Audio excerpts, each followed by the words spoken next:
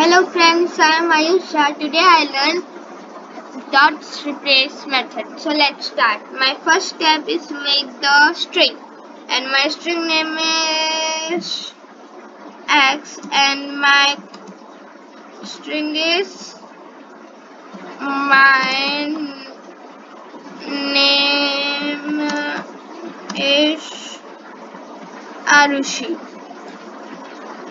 You can see my name is Arushi. I replace Arushi to Ayush. So let's start. My second string is I can use dot x replace method. X dot tab replace method.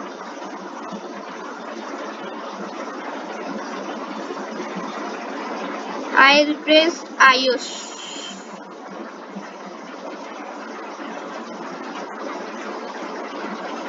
So you can see this is used.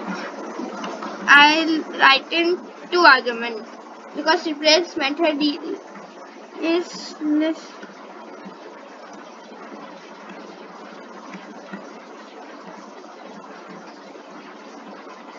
You can see Arushi is changed to Ayush. Okay, thank you.